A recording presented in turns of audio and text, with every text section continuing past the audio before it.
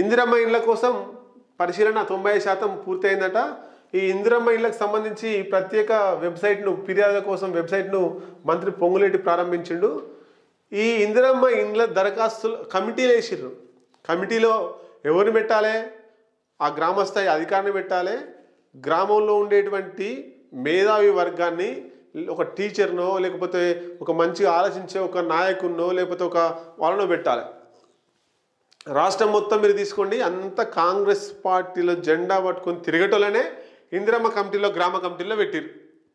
మరి ఇందిరమ్మ ఇండ్లు ఇందిరమ్మ గ్రామ కమిటీలో ఉండే కాంగ్రెస్ నాయకులు ఎవరికి ఇస్తారు? సామాన్య జనాలకు ఇస్తారా? ఇందిరమ్మ కాంగ్రెస్ పార్టీలో ఉన్న వాళ్ళకి ఇస్తారా? అంటే టీఆర్ఎస్ పార్టీలు ఉన్నప్పుడు టీఆర్ఎస్ వాళ్ళకి ఇచ్చుకురు, కాంగ్రెస్ పార్టీలో ఉన్న కాంగ్రెస్కి ఇస్తారా? ఇదేనా ఇందిరమ్మ రాజ్యం అంటే? ఆ కమిటీలు అన్నీ కూడా రద్దు చేసి న్యాయంగా, అంటే మేధావులతోటో టీచర్లతోటో అక్కడ ఉన్నటువంటి మంచి మంచి గొప్పలతోటి కమిటీ వేసి ఎవరికి ఇస్తే బాగుంటుందని నిర్ణయం చేస్తే బాగుంటుంది. మీ కాంగ్రెస్ వాళ్ళు ఇచ్చిన కమిటీతోటి ఇండ్లు కాంగ్రెస్ వాళ్ళకి పోతాయి, వేరే పార్టీలకు రావు, నిజమైన పేదలకు రావు.